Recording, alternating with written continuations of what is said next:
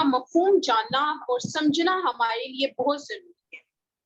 اس کائنات میں مولا حسین سے بڑا عشق کرنے والا کوئی بھی نہیں ہے۔ بے شک بے شک۔ جنہوں نے عشق کے حقیقی میں تاریخ رقم کر دی، میدان کربلا میں اپنے پیاروں کو راہ خدا میں جس طرح انہوں نے شہید کیا، اور خاندان پیغمبر نے جو مصائب اللہ کی خوشنودی کے لیے اٹھائے وہ ناقابل بیان ہے۔ اور یہ وہ ایسے مصائب ہیں جو ایک عام انسان نہیں اٹھا سکتا۔ کون انسان اپنے نانا کے دین کے لیے ان کی وہ مثال ہے کہ انہوں نے اپنے نانا کے دین کے لیے، میں نے پچھلی بار بھی یہ بات کی تھی کہ انہوں نے اپنے 6 مہینے کے شہزادے سے لے کر 17 سال کی جوان بیٹی تک کو اللہ کی راہ میں قربان کر دیا، اپنے نانا کے دین کی راہ میں قربان کر دیا۔ قرآن پاک میں اللہ تعالیٰ سورہ شورى 42 اور 43 آیت میں فرماتے ہیں کہ فرما دیجئے میں اس تبلیغ رسالت پر تم سے کوئی اجرت نہیں مانگتا مگر میری قرابت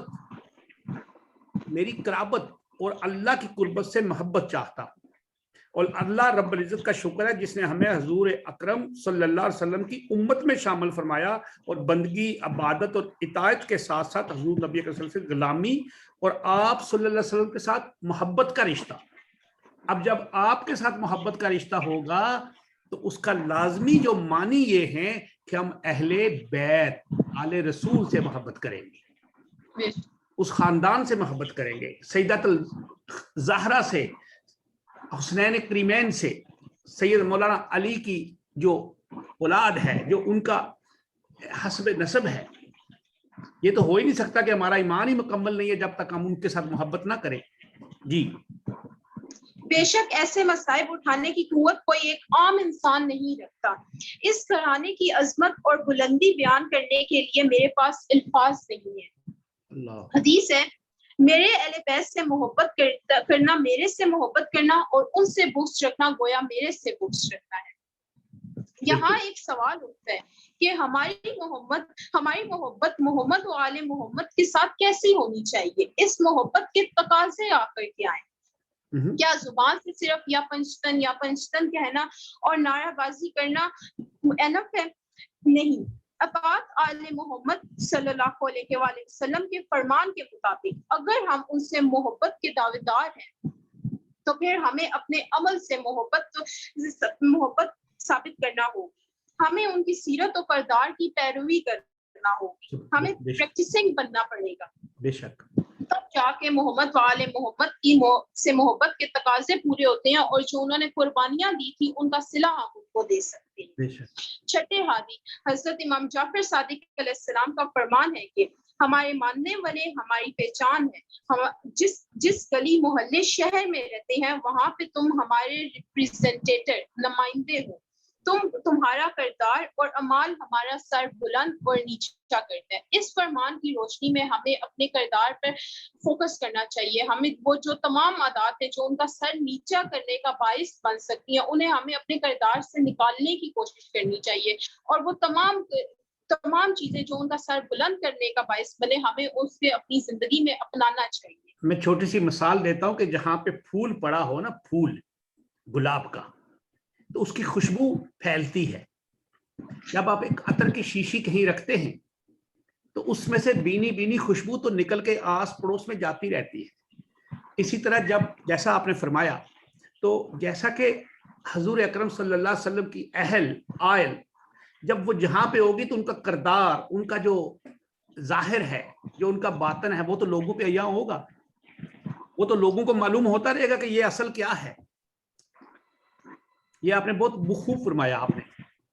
جی اچھا، اب جیسے اگر ایک چھوٹی سی مثال لی جائے کہ ہمیں جیسے کہ پتہ ہے کہ مولا حسین نے ہماری شفاعت کرنی ہے، اب انہوں نے اپنے دین کے نماز کے درس کے لیے، نماز کے لیے اتنا کچھ قربان کیا، اور دیگر جو فنڈامنٹلز ہیں ان کے لیے اتنی قربانیاں دی، اور اگر ہم اسی نماز کو ترک کر کے، اسی زکوٰۃ کو، روزے کو ہم ترک کرتے جائیں تو ان قربانیوں کا کیا فائدہ، اس کا کیا صلہ؟ زبان سے صرف یا حسین کرنے کا کیا فائدہ رہ جائے گا جب ہم ان کی قربانیوں کا صلہ ہی ان کو نہیں دیں گے؟ اچھا، یہ ہمارے لیے لمحہ فکری ہے کہ ہم اپنا تقیہ نفس کریں، ہم اپنے نفس کے خلاف جہاد کریں۔ اسی لیے سب سے بڑا جہاد جہاد نفس کو قرار دیا ہے۔ पैगंबर खुदा ने बारहा अपने अहले बैत की पैरवी अतात करने का हुक्म दिया है। मेरे अहले बैत से मोहब्बत रखना, मेरे से मोहब्बत रखना है, उससे बुग़्ज़ रखना, मेरे से बुग़्ज़ रखना है। ये हदीस मोहब्बत के तमाम तर तकाज़े अतात और फर्माबरदारी के उसूल से पूरे होते हैं, वरना बगैर अमल के मोहब्बत बेकार है। नबी पाक सल्लल्लाहु अलैहि वसल्लम ने गदीर क़ौम के में फरमाया था, मैं तुम्हें अपने अहले बैत के बारे में अल्लाह का वास्ता देता हूँ कि तुम उनसे अच्छा सलूक फरमाना। फिर एक और जगह मुस्लिम शरीफ में एक और हदीस बयान की गई है, मैं तुम्हें अहले बैत के बारे में अल्लाह का, यही हदीस मुस्लिम शरीफ में बयान की गई है, मैं तुम्हें अपने अहले बैत के बारे में अल्लाह का वास्ता देता हूँ, उनका ख्याल रखना। मुस्लिम शरीफ से फिर एक तीसरी में एक हदीस की रवायत की गई है जो मैं अभी बताऊंगी। मैं छोड़े जा रहा हूँ तुम्हारे दरमियान दो गराए कदर चीजें, किताब अल्लाह और अपनी इज्जत, अपनी इतरत, अपने अहले बैत। अच्छा, इस चैनल के तवस्से जो लोग मुझे सुन रहे हैं उनसे बस इतनी सी रिक्वेस्ट है, हकाइक को तलाश करें, हक को पहचाने और उसकी पैरवी करें। अल्लाह हम सब को मोहम्मद व आले मोहम्मद की सीरत पर चलने की तौफीक अता फरमाए, आमीन। आखिर में बस मैं एक छोटा सा सवाल छोड़ना चाहूंगी कि जिस नबी ने रातों को जाकर अपने अल्लाह के आगे गिरिया कर अपनी उम्मत की बख्शिश शफाअत के लिए दुआएं मांगी हैं, वो नबी अपनी आल से कितनी मोहब्बत करते होंगे।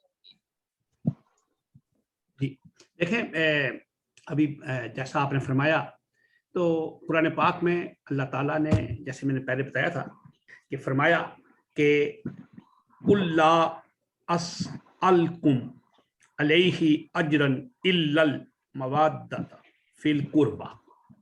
तो दौरे सहाबा से लेकर आज तक उम्मत मुसलमा अहले बैत से मोहब्बत रखती है। छोटे बड़े सभी अहले बैत से मोहब्बत का दम भरते हैं, क्योंकि ये हमारा दीन का एक हिस्सा है। अब हजरत अल्लामा अब्दुर रऊफ मिनादी रहमतुल्लाह अलैह फरमाते हैं, कोई भी इमाम या मुज्तहिद ऐसा नहीं गुजरा जिसने अहले बैत की मोहब्बत से बड़ा हिस्सा और नुमायां फख्र ना पाया हो। ये किताब है फैजुल कदीर और उसका सफ़ा नंबर है 256। और हजरत अल्लामा यूसुफ इब्ने इस्माइल नहानी रहमतुल्लाह अलैह फरमाते हैं कि जब उम्मत के इन पेशवाओं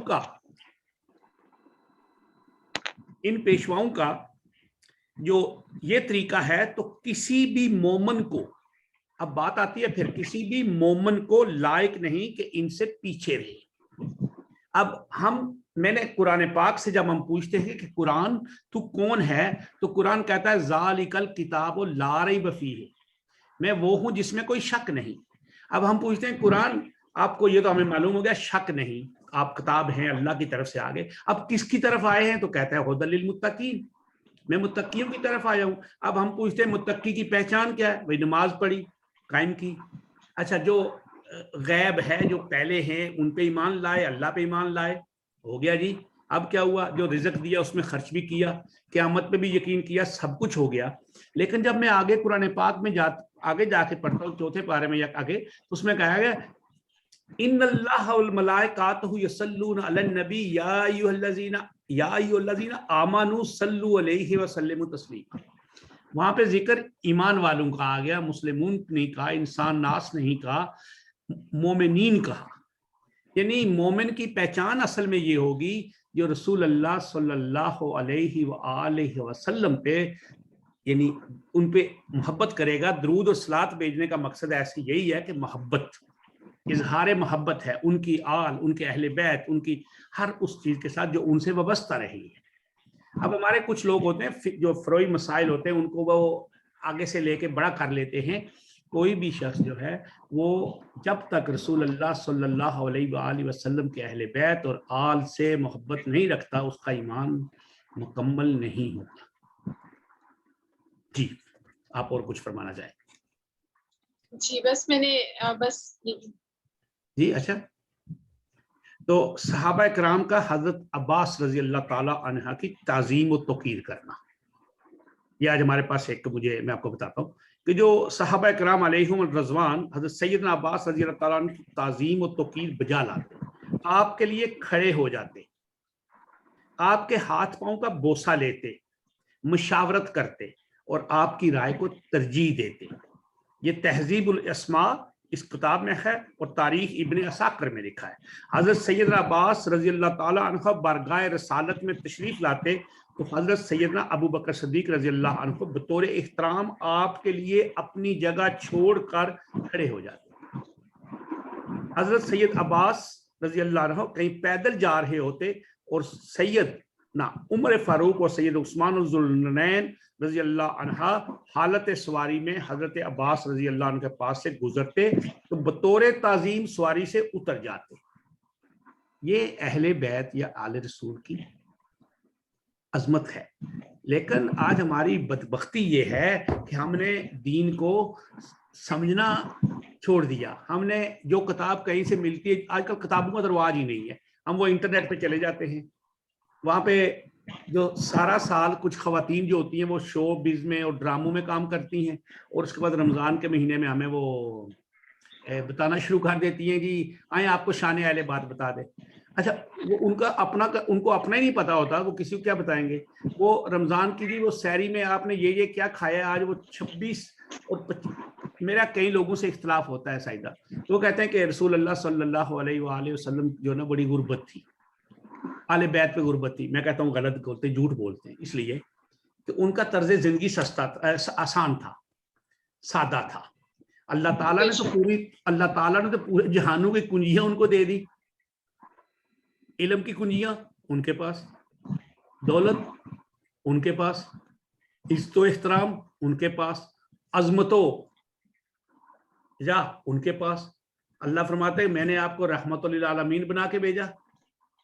اللہ تعالیٰ فرماتے ہیں کہ میں نے آپ کو شفاعت کے لیے بھیج دیا. سیدنا علی کو کہا کہ میں اگر علم کا باب ہوں تو یہ علم کا دروازہ ہے. اور پھر لوگوں نے دیکھا کہ باب خیبر میں کیا ہوا, غزوہ خیبر. اچھا, اب ہمارے ساتھ میں نے ایک چیز نوٹ کی کہ ہمارے ساتھ یہ مسئلہ ہے کہ جب اسلام آیا تو جو لوگوں کو ایکسیپٹ کرنے کا مین مسئلہ لوگوں کا یہ تھا کہ انہیں اپنے باپ دادا کا دین چھوڑنا, اور جو ان کے باپ دادا سے کانسیپٹس آتے جا رہے تھے وہ ان کے لیے ایک شرم کا باعث تھی وہ ایکسیپٹ کرنا. آج بھی لوگوں کے ساتھ یہی ہو رہا ہے, انہیں جتنے مرضی آپ حقائق بتاتے جاؤ, آپ انہیں کرتے, ان کے لیے ان چیزوں کو ایکسیپٹ کرنا ان کی ایک وہ ایگو پرابلم بنتا جا رہا ہے. لوگوں کو لگتا ہے کہ ہماری کچھ کم پائی ہے کہ اگر ہم اپنے باپ دادا کی چیزیں جو آ رہی ہیں ان کو چھوڑ کر اگر ہم یہ باتیں ایکسیپٹ کر لیں گے. اصل میں سیدھا بات یہ ہے نا کہ دیکھیں, علم کتابوں سے مل جاتا ہے, سن بھی لیتا ہے بندہ, لیکن اس کے لیے بحث مباحثہ کر کے آپ کے علم میں اضافہ ہوتا ہے. ہم نے قرآن پاک کو پڑھنا مسئلہ نہیں ہے. قرآن پاک کو تو الف لام میم سے لے کے اب والناس تک پڑھ جائے, لیکن جب تک سمجھیں گے نہیں تو اس کو آپ کو معلوم نہیں ہوگا. اور ہمارے لیے دوسرا مسئلہ کیا ہے کہ ہماری جو ہم اہل زبان تو ہے نہیں ہے, ہم تو اردو پنجابی ایسی زبانیں ہیں ہماری. اردو بھی ہماری اپنی زبان تو ایسے مشترکہ بنی ہوئی ہے, ہمارا علاقے کی اپنی زبان ہے. اس کے بعد قرآن پاک ہم عربی میں پڑھتے ہیں, جس طرح ہمیں کوئی پڑھانے والا مولوی پڑھا دیتا ہے ہم پڑھ لیتے ہیں. کئی لوگ تو یہ بھی کہتے ہیں جی فلان جو ہے نا وہ حافظ نہیں ہو سکتا. بھائی کیوں نہیں ہو سکتا ہے جی, وہ ہے ہی نہیں. میں نے کہا بھائی ہیں بھائی, ان میں بھی سب حفاظ بھی ہیں. اصل مسئلہ ہے قرآن پاک کو سمجھنا. جب ہم قرآن پاک کو سمجھیں گے, جب ہم اس دین کو سمجھیں گے تو ہمارے پاس اللہ تعالیٰ ہمارے جو آگے دروازے ہیں وہ مزید کھولتا رہے گا. ہم اگر آل رسول کی زندگی دیکھیں, اہل بیت کا ہم یہ دیکھیں کہ ان کا طرز زندگی کیا تھا. اب ادھر ہم کہتے ہیں کہ ہمارے مسائل, ہماری کتابوں میں لکھا ہوتا ہے کہ حضرت علی رضی اللہ تعالیٰ عنہ امام نے کبھی ان کے در سے کوئی سوالی خالی نہیں گیا. پھر یہ بھی فرمایا کہ افطار کر رہے تھے, کوئی کھانا بنا تھا, 3 روٹیاں تھی اور کوئی سوالی آیا اور تینوں اس کو دے دی. تو یہ ان کے وسط القلبی کی بات ہے, یہ ان کی سخاوت کی بات ہے, یہ ان کے تقویٰ کی بات ہے, یہ توکل کی بات ہے کہ انہوں نے رب کی خاطر, رب کی رضا کی خاطر اپنا نہیں سوچا. اور آج ہم ہیں وہ سحری اور افطاری میں ہم نے 50 پلیٹیں رکھی ہوتی ہیں اور دروازے سارے بند کر دیتے ہیں کہ باہر سے کوئی آواز بھی نہ آئے, ایئر کنڈیشن چلتا ہوتا ہے. تو اس لیے ان چیزوں کی وجہ سے اللہ تعالیٰ نے ہمیں جن چیزیں منع کی ہیں وہ یہ کہی ہیں. امام حسن رضی اللہ عنہ کو کندھے پر بٹھایا. حضرت عقبہ بن حارث رضی اللہ عنہ بیان کرتے ہیں حضرت سیدنا ابو بکر صدیق نے ہمیں عصر کی نماز پڑھائی, پھر آپ اور حضرت علی المرتضیٰ کھڑے ہو کر چل دیے. راستے میں حضرت حسن کو بچوں کے ساتھ کھیلتے ہوئے دیکھا تو سیدنا صدیق اکبر نے انہیں اپنے کندھے پر اٹھایا اور فرمایا میرے ماں باپ قربان حضور اکرم صلی اللہ علیہ وسلم کے ہم شکل ہو. حضرت علی کے نہیں. اس وقت حضرت علی مرتضیٰ مسکرا رہے تھے. یہ سن کبرى النسان کتاب ہے, اس میں لکھا.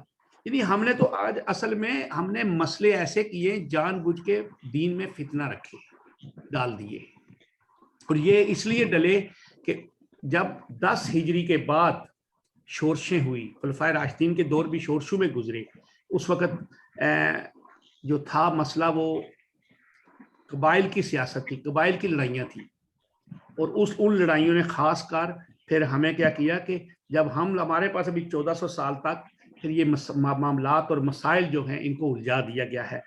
ایک دفعہ کہتے ہیں کہ حضرت سیدنا عمر فاروق صحابہ کرام کے بیٹوں کو کپڑے عطا فرمائے, مگر ان میں کوئی ایسا لباس ایسا نہیں تھا جو حضرت امام حسن اور امام حسین کی شان کے لائق ہو.